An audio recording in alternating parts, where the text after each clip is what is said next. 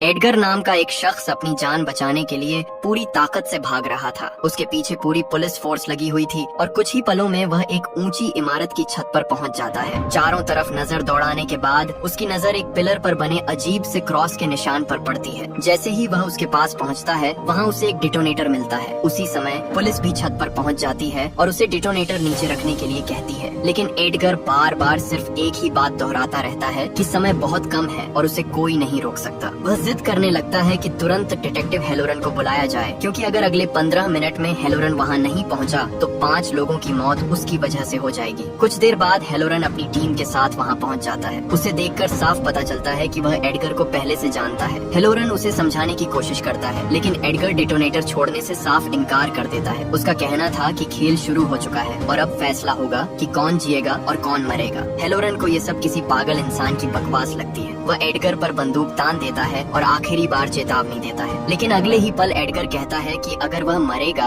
तो अकेला नहीं मरेगा। इतना कहते ही वह डिटोनेटर का बटन दबा देता है। पुलिस अधिकारी तुरंत फायरिंग कर देते हैं। गोलियां उसके हाथ को चीर देती हैं, लेकिन एक गोली सीधे उसके सीने के पास भी लग जाती है। हेलोरन गुस्से से भर उठता है, क्योंकि उसे लगता है कि अब सारे जवाब हमेशा के लिए खत्म हो गए हैं। लेकिन उसे बिल्कुल अंदाजा नहीं होता कि डिटोनेटर का बटन दबते ही शहर के किसी और हिस्से में मौत का खेल शुरू हो चुका है। एक अंधेरे कमरे में 5 लोग बेहोश पड़े होते हैं। उनके गलों में लोहे की जंजीरें बंधी होती हैं और सिर पर ऐसे खतरनाक हेलमेट लगाए गए होते हैं जिन्हें निकालना लगभग नामुमकिन था। उनके सामने दीवार पर विशाल घूमते हुए ब्लेड लगे होते हैं, जो किसी को भी कुछ सेकंड में टुकड़ों में बदल सकते थे। हर कोई घबराकर चीखने लगता है, क्योंकि किसी को समझ नहीं आता कि वे वहां कैसे पहुंचे। तभी कमरे में एक ठंडी और डरावनी आवाज गूंजती है। उन्हें बताया जाता है कि उनकी सबसे बड़ी समस्या यह है कि वे कभी अपनी जिम्मेदारी स्वीकार नहीं करते। वे लगातार झूठ बोलते हैं, दूसरों से भी और खुद से भी। अगर वे सच स्वीकार कर लें तो शायद उन्हें मुक्ति मिल सकती है, लेकिन आजादी की कीमत चुकानी होगी अपने खून से। जैसे ही आवाज खत्म होती है, सभी हेलमेट्स पर लाल लाइट जल उठती है। अगले ही पल दीवार पर लगे विशाल ब्लेड घूमने लगते हैं और गलों में बंधी लोहे की जंजीरें उन्हें धीरे धीरे मौत की तरफ खींचने लगती हैं। कमरे में अफरा तफरी मच जाती है। तभी एक लड़की हिम्मत जुटाकर अपना हाथ ब्लेड की तरफ बढ़ा देती है। ब्लेड उसके हाथ को बुरी तरह काट देता है और खून जमीन पर गिर जाता है। हैरानी की बात ये होती है कि उसी पल हेलमेट खुल जाता है। अब सभी को समझ आ जाता है कि इस खेल में बचने के लिए सिर्फ थोड़ा सा खून देना होगा। एक एक करके सभी खुद को घायल करते हैं और आजाद हो जाते हैं, लेकिन एक आदमी अब भी बेहोश पड़ा रहता है। जब तक उसे होश आता है तब तक बहुत देर हो चुकी होती है। जंजीर उसे सीधे ब्लेड तक खींच लेती है और कुछ ही सेकंड में उसकी दर्दनाक मौत हो जाती है। बाकी 4 लोग किसी तरह वहाँ से निकलकर अगले कमरे की तरफ बढ़ते हैं। सभी बुरी तरह घायल होते हैं और उनके दिमाग में सिर्फ एक सवाल घूम रहा होता है, आखिर ये सब कौन कर रहा है। दूसरी तरफ एडगर को गंभीर हालत में अस्पताल के आईसीयू में भर्ती कर दिया जाता है। हेलोरन उसकी निगरानी के लिए अपने भरोसेमंद अधिकारी कीट को वहाँ छोड़ देता है। कीट उससे पूछता है कि आखिर एडगर बार बार सिर्फ हेलोरन को ही क्यों बुला रहा था। हेलोरन बताता है कि वह एडगर को काफी समय से जानता है और उसके ऊपर पहले भी कई आपराधिक मामले चल चुके हैं। अब जरूरी था पता लगाना कि हाल ही में वह किन लोगों के संपर्क में था। इसी बीच शहर के एक पार्क में कुछ लोग किसी भयानक चीज को देखकर दंग रह जाते हैं। जब कैमरा उसकी तरफ घुमाया जाता है, एक पेड़ से वही अजीब हेलमेट पहने हुए एक लाश लटक रही होती है। लाश को तुरंत पोस्टमार्टम के लिए भेजा जाता है। एलेनोर और मिच जैसे ही उसका हेलमेट हटाते हैं, कमरे में सन्नाटा छा जाता है। उस व्यक्ति का चेहरा इतनी बुरी तरह नष्ट हो चुका होता है कि उसे पहचानना तक मुश्किल था। एलेनोर को शक होता है कि यह तरीका उसे पुराने सीरियल किलर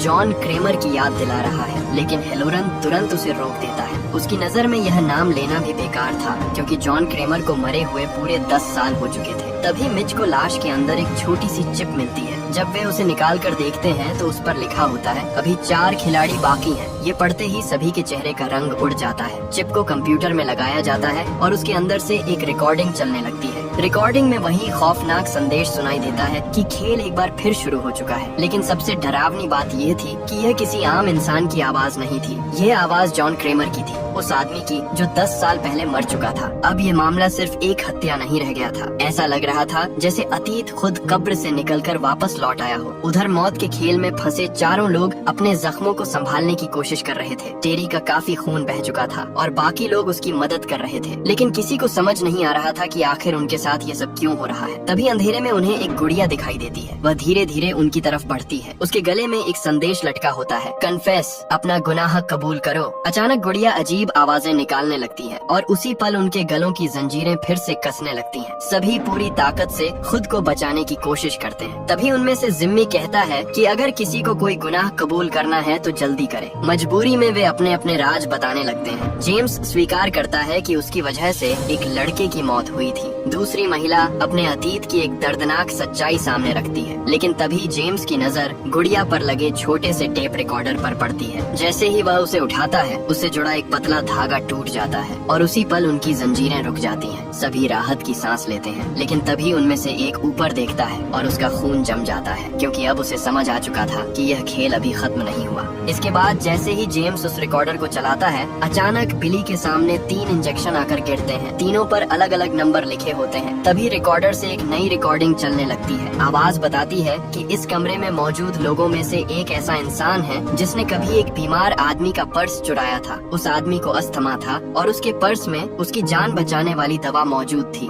लेकिन चोर उसे मरने के लिए छोड़कर भाग गया। अब उसी इंसान का फैसला होना था। रिकॉर्डिंग में बताया जाता है कि जब वे सभी बेहोश थे, तब उस अपराधी को जहरीला इंजेक्शन लगा दिया गया था। उसके सामने रखे इन 3 इंजेक्शनों में से सिर्फ एक में इलाज मौजूद है, दूसरे में तेजाब है और तीसरे में वही जहर। अब उसे अपनी किस्मत खुद चुननी होगी। ये सुनते ही सभी लोग घबराकर अपने शरीर पर जहरीले इंजेक्शन के निशान तलाशने लगते हैं, लेकिन तभी उनकी नजर टेरी पर जाती है, जो बाकी लोगों की तरह परेशान नहीं दिखाई दे रही थी। जिम्मी तुरंत तीनों इंजेक्शन उसके सामने रख देता है। उसका कहना था कि अगर टेरी सही इंजेक्शन चुन लेती है तो शायद वे सभी बच सकते हैं, लेकिन टेरी बुरी तरह डर चुकी थी। वह लगातार इंजेक्शन लगाने से मना करती रहती है। धीरे धीरे जिम्मी का गुस्सा बढ़ने लगता है, लेकिन टेरी अपनी बात पर अड़ी रहती है। तभी अचानक एक बार फिर उनकी गर्दनों में बंधी जंजीरें कसने लगती हैं। इस बार वे सभी हवा में उठने लगते हैं। उनका दम घुटने लगता है और मौत कुछ ही कदम दूर दिखाई देने लगती है। आखिरी क्षण में जिम्मी अपना आपा खो देता है और तीनों इंजेक्शन एक साथ टेरी को लगा देता है। अगले ही पल बाकी सभी लोगों की जंजीरें खुल जाती हैं और वे नीचे गिर पड़ते हैं, लेकिन टेरी की किस्मत खत्म हो चुकी थी। कुछ ही सेकंड में उसका शरीर तड़पने लगता है और वह दर्दनाक मौत का शिकार हो जाती है। टेरी की मौत के बाद एना जिम्मी पर भड़क उठती है। उसे लगता है कि उसने जल्दबाजी में एक इंसान की जान ले ली, लेकिन जेम्स बीच में आकर दोनों को शांत करता है। उसका कहना था कि अगर वे आपस में लड़ते रहे तो कभी इस जगह से जिंदा नहीं निकल पाएंगे। उधर दूसरी तरफ पुलिस की जांच भी तेजी से आगे बढ़ रही थी। हेलोरन को यह पुष्टि मिल जाती है कि रिकॉर्डिंग में सुनाई देने वाली आवाज सचमुच जॉन क्रेमर की ही थी, लेकिन यही बात सबसे बड़ा रहस्य बन चुकी थी, क्योंकि जॉन क्रेमर को मरे हुए पूरे 10 साल हो चुके थे। उधर मौत के खेल में बचे तीनों लोग अगले कमरे में पहुंचते हैं। जैसे ही वे अंदर आते हैं, पीछे का दरवाजा अपने आप बंद हो जाता है। सभी बुरी तरह घबरा जाते हैं। जिम्मी तुरंत वहाँ से निकलने की कोशिश करता है, लेकिन जेम्स उसे रोक देता है। उसे यकीन था कि अगर उन्होंने खेल के नियम तोड़े तो वे मारे जाएंगे, लेकिन जिम्मी उसकी बात नहीं सुनता। वह पास पड़े फावड़े से दरवाजे पर हमला करने लगता है और तभी कमरे का फर्श अचानक टूट जाता है। एक खतरनाक जाल सक्रिय हो जाता है। लोहे की पतली रस्सियां जिम्मी के पैर को जकड़ लेती हैं। जिम्मी दर्द से चीखने लगता है। एना और जेम्स उसकी मदद करने दौड़ते हैं। तभी उन्हें फर्श के अंदर एक हैंडल दिखाई देता है। जेम्स फावड़े से दूसरी तरफ की जमीन तोड़ता है, जहाँ उन्हें एक और रिकॉर्डर नजर आता है। दोनों उसे निकालने की कोशिश करते हैं, लेकिन उनकी एक छोटी सी गलती की वजह से जिम्मी के पैर पर बंधी रस्सी और ज्यादा कस जाती है। अब जिम्मी दर्द से तड़पने लगता है। काफी मेहनत के बाद जेम्स रिकॉर्डर निकालने में सफल हो जाता है। जैसे ही रिकॉर्डिंग चलाई जाती है, एक ठंडी आवाज सुनाई देती है। उन्हें याद दिलाया जाता है कि नियम तोड़ने की सजा हमेशा मिलती है। फिर बताया जाता है कि सामने लगे हैंडल को खींचते ही जिम्मी पूरी तरह आजाद हो जाएगा, लेकिन पूरी तरह आजाद शब्दों का असली मतलब कोई नहीं समझ पाता। तभी कमरे की लाइटें झपकने लगती हैं और सामने एक नया दरवाजा खुल जाता है। एना और जेम्स उसके अंदर जाते हैं। अंदर एक रिमोट धागे से लटका हुआ था। जेम्स उसे पकड़ नहीं पाता, इसलिए वह एना को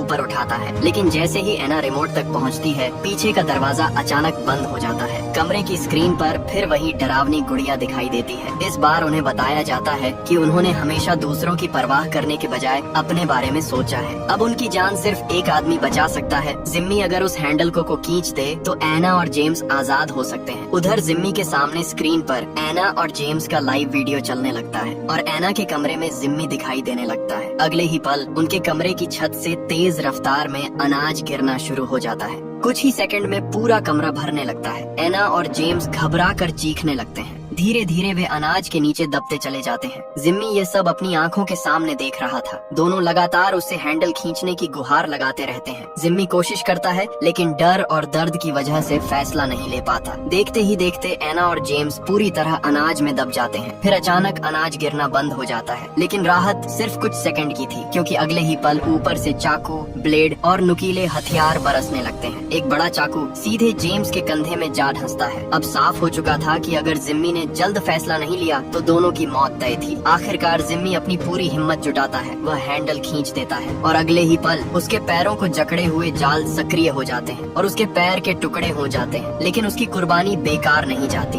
एना और जेम्स जिंदा बाहर निकल आते हैं। दूसरी तरफ जांच के दौरान मिच और एलेनोर को एक नया सुराग मिलता है। मृत शरीर पर जानवरों के निशान पाए गए थे। इसका मतलब था कि वह लाश किसी ऐसे इलाके में रही थी जहां बड़ी संख्या में जानवर मौजूद थे, शायद किसी फार्म में। तभी एक अधिकारी आकर बताता है कि उन्हें एक और लाश मिली है। जब मिच और एलेनोर वहां पहुंचते हैं तो हेलोरन पहले से मौजूद होता है। उसे लाश के पास से एक और संदेश मिला था। उस पर लिखा था, अभी 3 खिलाड़ी बाकी हैं। ये पढ़कर सभी समझ जाते हैं कि मौत का खेल अब भी जारी है। पोस्टमार्टम के दौरान मिच बिना जांच पूरी किए ही मौत का कारण बता देता है। हेलोरन तुरंत चौकन्ना हो जाता है। उसे हैरानी होती है कि मिच को इतनी जल्दी सब कैसे पता चल गया। मिच बात को टाल देता है, लेकिन हेलोरन के मन में शक पैदा हो चुका था। वह तुरंत कीट को मिच पर नजर रखने का आदेश देता है। इसके बाद हेलोरन एलेनोर से भी पूछताछ शुरू करता है। उसे उस पर भी शक होने लगा था। जब वह पूछता है कि पहली लाश मिलने वाली रात वह कहाँ थी, तो एलेनोर जवाब देती है कि वह अपने घर पर थी। लेकिन जब हेलोरन उससे सबूत मांगता है तो उसके चेहरे का रंग उड़ जाता है। अब शक और भी गहरा हो चुका था। बाद में हेलोरन को पता चलता है कि एलेनोर डार्क वेब पर जिक्सॉ से जुड़ी खतरनाक फाइलें और वीडियो देखती रही है। उसका मानना था कि शायद वही जॉन क्रेमर के पुराने तरीकों की नकल करके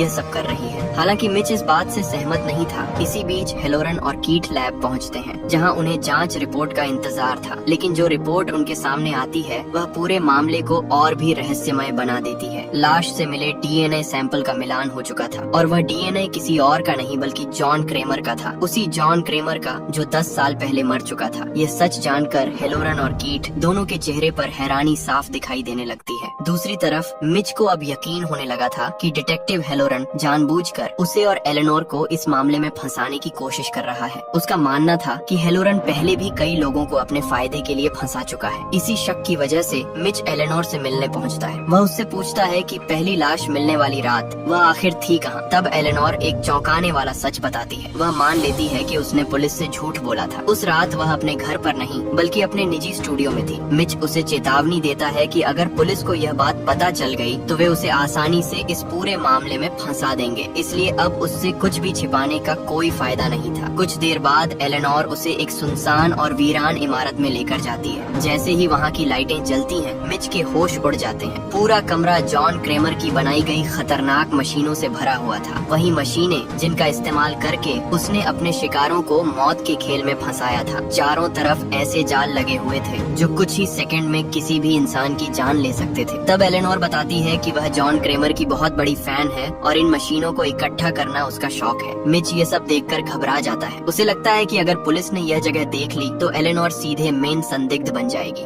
लेकिन उन्हें यह नहीं पता था कि कोई और भी उनका पीछा करते हुए वहाँ तक पहुँच चुका है। वह था कीट। वह छिपकर दोनों की तस्वीरें खींच लेता है और तुरंत वहाँ से निकल जाता है। उधर मौत के खेल में जिम्मी बेहोश पड़ा हुआ था। एना उसकी सांसें जांचती है और राहत की बात यह थी कि वह अभी भी जिंदा था। तभी जेम्स को एक और रिकॉर्डर दिखाई देता है। इस बार उस पर सिर्फ उसका नाम लिखा हुआ था। जैसे ही वह रिकॉर्डिंग चलाता है, अचानक उसके जाल सक्रिय हो जाता है और वह हवा में लटक जाता है। फिर वही खौफनाक आवाज सुनाई देती है। उसे याद दिलाया जाता है कि उसने सिर्फ एक खराब मोटरसाइकिल नहीं बेची थी, उसने जानबूझकर उसके ब्रेक की खराबी छिपाई थी। उसी धोखे की वजह से एक युवक की जान चली गई थी। अब जेम्स को अपने अपराध की कीमत चुकानी थी। उसके नीचे एक विशाल मशीन लगी हुई थी जिसके अंदर धारदार ब्लेड लगे हुए थे। नियम बेहद आसान था। अगर वह समय रहते मशीन के अंदर लगे ब्रेक को दबा देता तो उसकी जान बच सकती थी, लेकिन अगर वह असफल रहा तो मशीन उसे टुकड़ों में बदल देती। अगले ही पल मशीन चालू हो जाती है और जेम्स धीरे धीरे उसकी तरफ खींचने लगता है। एना पूरी कोशिश करती है उसे बचाने की। वह किसी तरह ऊपर चढ़कर मशीन के अंदर एक लोहे की रॉड फंसा देती है। कुछ सेकंड के लिए मशीन रुक जाती है। जेम्स राहत की सांस लेता है, लेकिन यह राहत ज्यादा देर नहीं टिकती। अचानक रॉड अपनी जगह से निकल जाती है और अगले ही पल मशीन पूरी ताकत से चल पड़ती है। जेम्स की दर्दनाक चीख पूरे कमरे में गूंज उठती है। कुछ ही सेकंड में उसका शरीर मशीन के अंदर खींच जाता है और उसके टुकड़े टुकड़े हो जाते हैं। अब इस खेल में सिर्फ 2 लोग बचे थे। दूसरी तरफ एक और हैरान कर देने वाली घटना घट चुकी थी। अस्पताल से एडगर का अपहरण हो गया था। यह खबर सुनते ही हेलोरन आग बबूला हो जाता है। तभी उसे कीट का फोन आता है। कीट एक बेहद चौंकाने वाली जगह पर मौजूद था। वह जॉन क्रेमर की कब्र खुदवा रहा था। कुछ ही देर में उसका ताबूत बाहर निकाला जाता है। सभी लोग सांस रोके उसे खुलते हुए देखते हैं, लेकिन जैसे ही ताबूत खुलता है सबके चेहरे का रंग उड़ जाता है, क्योंकि उसके अंदर जॉन क्रेमर की लाश नहीं थी। वहाँ एडगर की लाश रखी हुई थी। अब मामला पहले से कहीं ज्यादा रहस्यमय बन चुका था। इसके तुरंत बाद हेलोरन और कीट पूरी टीम के साथ एलेनोर के स्टूडियो पहुंचते हैं। पूरी जगह की तलाशी शुरू कर दी जाती है। तभी हेलोरन की नजर दीवार पर बने खून के निशानों पर पड़ती है। वह पास जाकर जांच करता है और उसे एक छिपा हुआ दरवाजा दिखाई देता है। जैसे ही वह उसे खोलता है, उसके सामने एक भयानक दृश्य आ जाता है। जेम्स की कटी फटी लाश वहाँ लटक रही होती है। उसके शरीर पर एक नोट चिपका हुआ था, जिस पर लिखा था, अभी 2 खिलाड़ी बाकी हैं। अब यह साफ था कि खेल अपने अंतिम चरण में पहुंच चुका था। इसी बीच कीट को आदेश दिया जाता है कि वह मिच को गिरफ्तार करे, लेकिन मिच साफ इनकार कर देता है कि उसका इस मामले से कोई लेना देना नहीं है। मिच का कहना था कि कोई उन्हें जानबूझकर फंसा रहा है। फिर वह एक ऐसा आरोप लगाता है जिसे सुनकर कीट भी हैरान रह जाता है। मिच का कहना था कि असली संदिग्ध हेलोरन है। वह बताता है कि जब एडगर ने डेटोनेटर दबाया था, तब सभी अधिकारियों ने उसके हाथ पर गोलियां चलाई थी, लेकिन उसके सीने के पास लगी गोली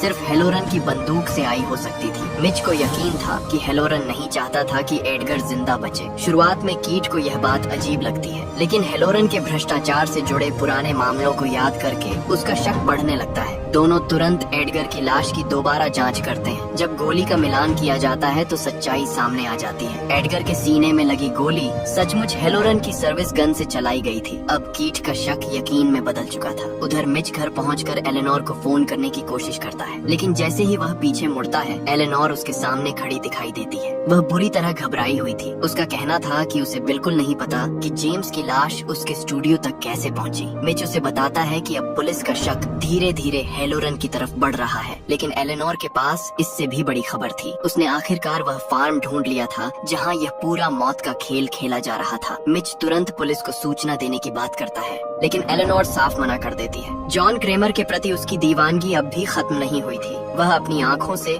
इस पूरे खेल का अंत देखना चाहती थी। मिच को यह सब पागलपन लगता है। उसका कहना था कि वे बिना तैयारी के किसी खतरनाक हत्यारे का सामना नहीं कर सकते। तभी एलेनोर अपनी जैकेट के अंदर से एक पिस्तौल निकालती है। उसकी आंखों में डर कम और जुनून ज्यादा दिखाई दे रहा था। अब वे दोनों सच जानने के लिए उस रहस्यमयी फार्म की तरफ निकल पड़ते हैं। दूसरी तरफ एना किसी भी तरह उस डरावनी जगह से बाहर निकलने की कोशिश कर रही थी। वह फावड़े की मदद से दरवाजा तोड़ने में कामयाब हो जाती है, लेकिन जैसे ही वह बाहर निकलने की कोशिश करती है, तभी उसके सामने एक नकाबपोश आदमी आ जाता है। इससे पहले कि एना कुछ समझ पाती, वह आदमी उसे बेहोश कर देता है। जब एना की आंख खुलती है तो वह खुद को एक नई जगह पर पाती है। उसके पैरों में भारी लोहे की जंजीरें बंधी हुई थी। उसके सामने जिम्मी भी मौजूद था, लेकिन दोनों के होश तब उड़ जाते हैं जब वे उस नकाबपोश आदमी का चेहरा देखते हैं। वह कोई और नहीं बल्कि जॉन क्रेमर था, जिस आदमी को पूरी दुनिया 10 साल पहले मरा हुआ मान चुकी थी। जॉन उन्हें बताता है कि उनका आखिरी खेल अभी बाकी है। फिर वह जिम्मी की तरफ देखता है और कहता है कि उसने अभी तक अपना असली गुनाह स्वीकार नहीं किया। धीरे धीरे जिम्मी टूट जाता है और सच कबूल कर लेता है। वह मानता है कि उसके दोस्तों की मौत के लिए वही जिम्मेदार था। उसने अदालत में झूठी गवाही देकर खुद को बचा लिया था और दूसरों को सजा भुगतने के लिए छोड़ दिया था। इसके बाद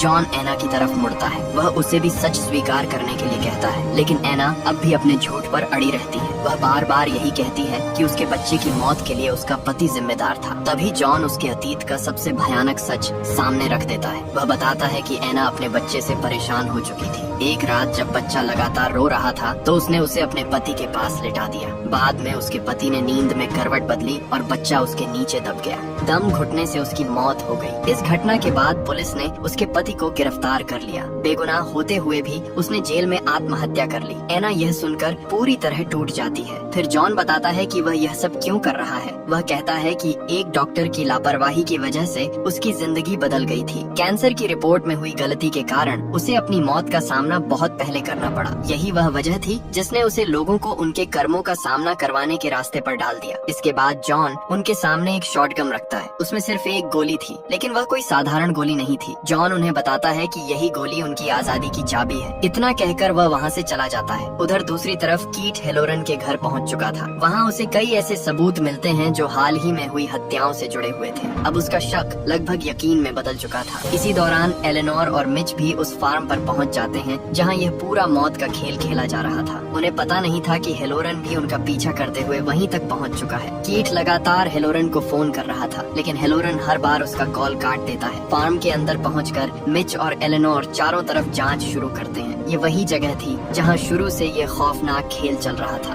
उन्हें वे हेलमेट भी मिल जाते हैं जिनका इस्तेमाल पहले गेम में किया गया था। लेकिन हैरानी की बात यह थी कि एलेनोर के चेहरे पर डर का नामो निशान नहीं था। उसे देखकर मिच के मन में भी शक पैदा होने लगता है। वह कुल्हाड़ी उठाकर उसकी तरफ कर देता है। उसे लगने लगता है कि शायद एलेनोर ही जॉन क्रेमर की नकल करके यह सब कर रही है, लेकिन एलेनोर साफ इनकार कर देती है। वह कहती है कि वह सिर्फ जॉन की फैन है, हत्यारी नहीं। तभी अचानक से हेलोरन वहाँ पहुँच चुका था। उसके हाथ में बंदूक थी और निशाना सीधे मिच पर लगा हुआ था। एलेनोर तुरंत आरोप लगाती है कि असली मास्टरमाइंड हेलोरन है, लेकिन हेलोरन लगातार दोनों को हथियार नीचे रखने के लिए कहता रहता है। आखिरकार दोनों अपने हथियार नीचे रख देते हैं, लेकिन मिच अचानक मौका देखकर हेलोरन पर हमला कर देता है। इसी अफरा तफरी का फायदा उठाकर एलेनोर वहाँ से भाग निकलती है। हेलोरन मिच को बेहोश कर देता है और एलेनोर के पीछे दौड़ पड़ता है। एलेनोर पूरी ताकत से भाग रही थी, लेकिन कुछ ही देर बाद हेलोरन को कोई पीछे से इंजेक्शन लगा देता है। कुछ सेकंड में हेलोरन भी बेहोश होकर जमीन पर गिर जाता है। उधर एना अब फैसला कर चुकी थी। उसे लगता था कि इस खेल से निकलने का एकमात्र रास्ता जिम्मी को मारना है। जिम्मी उसे बार बार रोकने की कोशिश करता है, लेकिन एना अब किसी की सुनने की हालत में नहीं थी। वह बंदूक उठाकर सीधे जिम्मी पर तान देती है। अगले ही पल ट्रिगर दब जाता है, लेकिन जो होता है वह किसी ने नहीं सोचा था। गोली जिम्मी को नहीं लगती, बल्कि एना खुद मारी जाती है। दरअसल उस गोली के अंदर पहले से एक चाबी छिपी हुई थी। अगर दोनों खेल के असली नियम समझ जाते तो शायद दोनों की जान बच सकती थी। अब एना मर चुकी थी और जिम्मी हमेशा के लिए उस जगह फंस गया था। दूसरी तरफ मिच की आंख खुलती है। वह खुद को एक और घातक जाल में फंसा हुआ पाता है। उसके सामने हेलोरन भी मौजूद था। दोनों के गलों में एक खतरनाक मशीन लगी हुई थी। उस मशीन में लगे लेजर कुछ ही सेकंड में मांस और हड्डियों को काट सकते थे। अब दोनों को समझ आ चुका था कि उनमें से कोई भी असली कातिल नहीं था। तभी स्पीकर से एक आवाज गूंजती है। उन्हें बताया जाता है कि वे इस खेल के आखिरी 2 खिलाड़ी हैं। जिंदा रहने का सिर्फ एक ही तरीका है, अपने गुनाह कबूल करना। उन्हें अगले 60 सेकंड के अंदर फैसला करना था कि पहले कौन स्वीकारोक्ति करेगा। इसके लिए सामने लगा बटन दबाना जरूरी था। हेलोरन आगे आने का नाटक करता है, लेकिन आखिरी क्षण में वह चालाकी से मिच वाला बटन दबा देता है। अगले ही पल मिच के गले में लगा उपकरण सक्रिय हो जाता है। मजबूर होकर मिच अपना गुनाह स्वीकार करता है। वह मानता है कि सालों पहले उसी की लापरवाही की वजह से जॉन क्रेमर की मेडिकल रिपोर्ट बदल गई थी। वह माफी मांगता है, लेकिन तभी लेजर चालू हो जाते हैं। कुछ ही सेकंड में मिच की दर्दनाक मौत हो जाती है। हेलोरन राहत की सांस लेता है। उसे लगता है कि वह जीत चुका है, लेकिन तभी उसके गले में लगा उपकरण भी सक्रिय हो जाता है। अब उसकी बारी थी। हेलोरन एक एक करके अपने सारे अपराध कबूल करने लगता है। उसने सबूतों से छेड़छाड़ की थी, रिश्वत ली थी, बेगुनाह लोगों को जेल भेजा था और कई अपराधियों को बचाया था। अचानक उसका उपकरण बंद हो जाता है। हेलोरन को लगता है कि वह बच गया, लेकिन तभी कहानी का सबसे बड़ा ट्विस्ट सामने आता है। उसके सामने मरा पड़ा मिच अचानक उठकर खड़ा हो जाता है। हेलोरन के पैरों तले जमीन खिसक जाती है। दरअसल यह सब पहले से मिच की योजना का हिस्सा था। उसने अपनी मौत का नाटक किया था और हेलोरन की पूरी कन्फेस रिकॉर्ड कर ली थी। अब हेलोरन अपने ही जुर्मों के जाल में फंस चुका था। इसके बाद मिच पूरा सच बताता है। 10 साल पहले जॉन क्रेमर के एक खेल में वह खुद भी शामिल था। उसकी गलती सिर्फ लापरवाही थी, इसीलिए जॉन ने उसे दूसरा मौका दिया था। उस दिन के बाद मिच की जिंदगी हमेशा के लिए बदल गई, लेकिन सालों बाद उसकी पत्नी की हत्या हो गई और उस हत्या का जिम्मेदार एडगर था। वही एडगर जो हेलोरन का मुखबिर बनकर खुलेआम घूम रहा था। हेलोरन ने उसे बचाया था और यही वह बात थी जिसने मिच को बदले की राह पर ला खड़ा किया। मिच ने जॉन के पुराने खेल को दोबारा बनाया, लेकिन इस बार उसने 5 नहीं बल्कि 6 खिलाड़ियों को चुना। वह जानना चाहता था कि क्या वह भी जॉन क्रेमर की तरह लोगों को उनके अपराधों का सामना करवा सकता है। अब हेलोरन के पास कोई बहाना नहीं बचा था। वह मिच से अपनी जान की भीख मांगने लगता है, लेकिन मिच उससे सिर्फ एक सवाल पूछता है, क्या वह उसकी पत्नी को वापस ला सकता है? हेलोरन के पास कोई जवाब नहीं होता। अगले ही पल मिच लेजर सिस्टम सक्रिय कर देता है। हेलोरन दर्द से चीख उठता है। कुछ ही सेकंड में उसका अंत हो जाता है और इसी के साथ जिगसॉ का यह खौफनाक खेल हमेशा के लिए खत्म हो जाता है।